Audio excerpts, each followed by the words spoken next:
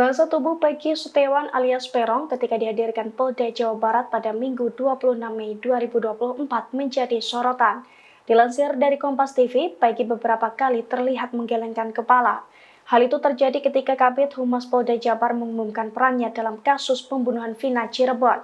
Bahkan ketika konferensi pers berakhir, Peggy berusaha membantah terlibat dalam kasus pembunuhan Vina Cirebon sebelum dibawa pergi oleh petugas di sampingnya. Dan mengejar korban Rizky dan korban Vina dengan menggunakan sepeda motor Honda Beat warna orange. Selanjutnya memukul korban Rizky dan korban Vina menggunakan balok kayu.